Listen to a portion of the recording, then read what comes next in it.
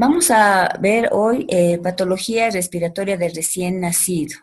Hemos estado viendo las características del nacimiento y uno de los puntos importantes es que nosotros tenemos que entender que el recién nacido está en una etapa de transición respiratoria, ya que él estaba disponiendo del oxígeno intrauterino a través de la placenta y en el momento de nacer, ¿no? Que ya es una respiración extrauterina, que va a ser a través de los pulmones. Esto es un proceso fisiológico y en un más de 90% de los recién nacidos no tienen ningún problema y en el momento de la expulsión por el canal del parto ellos van a tener una reacción inmediata de inhalar y esto produce la acoplación inmediata de la función pulmonar.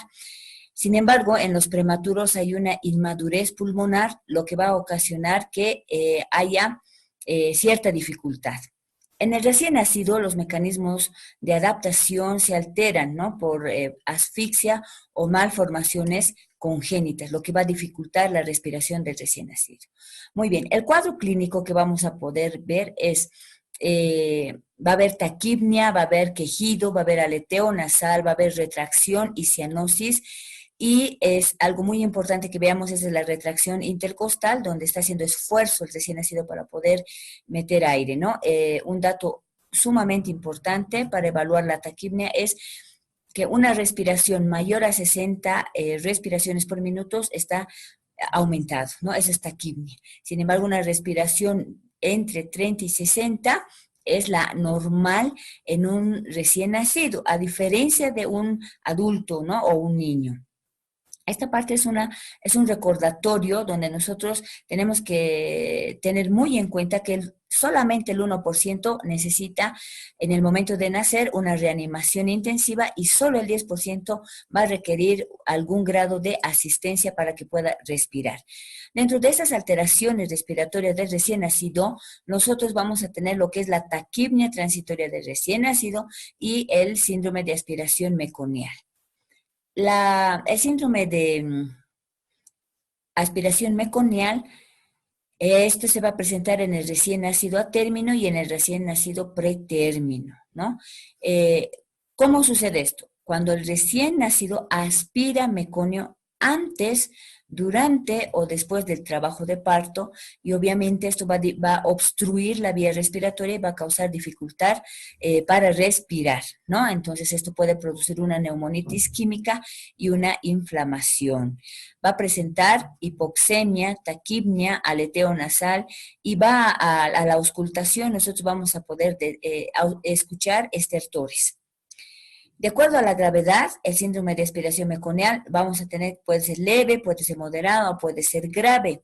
¿Cómo lo vamos a graduar? De acuerdo a la necesidad de oxígeno. En el leve, nosotros vamos a requerir menor del 40% de oxígeno en las primeras 48 horas. Cuando es moderado, es mayor a 40% de oxígeno en un tiempo mayor a 48 horas. Y cuando ya la dificultad respiratoria es grave, entonces se requiere una ventilación mecánica mayor a 48 horas, ¿no? Y se asocia a una hipertensión pulmonar en el recién nacido. El otro síndrome es la taquipnia transitoria del recién nacido. Esta va a presentar una alteración en la reabsorción del líquido fetal del recién nacido a término o también en un recién nacido pretérmino. Se va a presentar entre el segundo y tercer día antes del parto, ¿no? El líquido sale por cambios a nivel de las bombas, ¿no? Secretoras de sodio y cloro, y este líquido se va a ir acumulando. Entonces, en el momento de nacer se va a manifestar y va a producir dificultad respiratoria.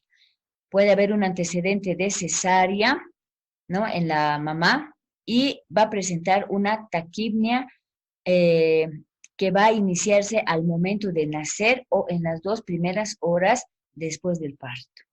La taquipnia transitoria del recién nacido, pues leve a moderada, son sintomáticas, ¿no? Durante más o menos unos 12 a 24 horas, ¿no? Y en casos grados, los signos obviamente pueden persistir hasta más de 72 horas, sin embargo, va a tener un manejo más benigno y más controlable. Muy bien. El síndrome de dificultad respiratoria tipo 1, ¿no? Esta es una enfermedad de la membrana hialina. Este síndrome es una condición común en neonatos prematuros. Entonces, ¿qué va a producir? Va a producir la falta de, es causada por la falta de surfactante pulmonar, que, bueno, el surfactante es una mezcla, ¿no? Entre fosfolípidos, lípidos y proteínas producidos por los neumocitos tipo 2, lo que ayuda a madurar este neumocito y poder tener una respiración adecuada en el momento de nacer. Pero como está deficiente el surfactante, entonces va a producir alteración en la respiración. El surfactante, como les decía, sirve para prevenir que la vía aérea, ¿no?, diminuta del recién nacido colapse. O sea, se pueda hacer tan pequeña la vía que dificulte el ingreso de oxígeno. No hay un efecto tenso activo. Otro problema que va a producir dificultad respiratoria en neonatos son las neumonías. Bueno, ese tipo de infecciones es común en recién nacidos y puede ser en el periodo antenatal, perinatal o postnatal. En el perinatal, ¿no? Nosotros tenemos que entender que va a haber diferentes agentes infecciosos y por eso es importante determinar el periodo en el que estamos, ¿no? Miren, en el periodo antenatal vamos a ya sospechar de virus, por ejemplo, el herpes, el citomegalovirus o el adenovirus, y hay muchos más, ¿no? En el periodo perinatal está el estreptococo del grupo B, la Escherichia coli o la Klebsiella, y también hay otros que podemos mencionar, ¿no? En el periodo postnatal tenemos también virus, ¿no? Y también tenemos bacterias gram positivas y gram negativas que pueden ser causa de este neumonía.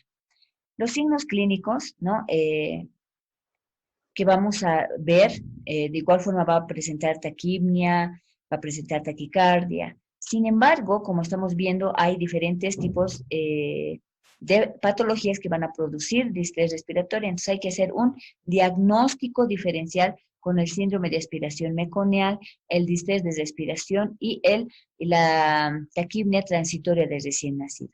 ¿Por qué? Porque esto va a producir, ¿no?, el diagnóstico preciso al que nosotros debemos llevar. Siempre se debe hacer un diagnóstico diferencial.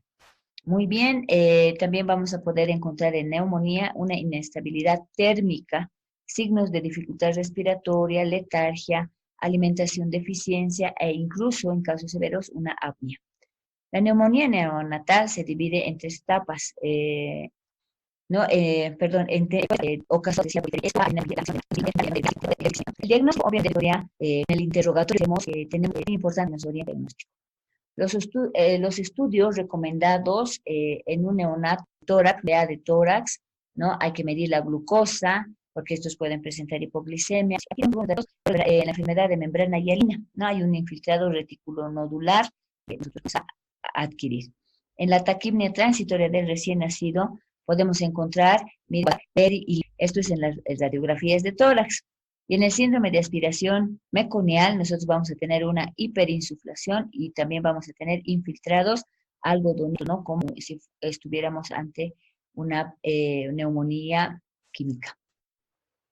El tratamiento que nosotros vayamos a hacer es dependiendo del diagnóstico que vayamos a tener, ¿no? Entonces, eso es importante que tengamos si es un síndrome meconial, si es neumonía o si es una taquipnia transitoria recién nacida.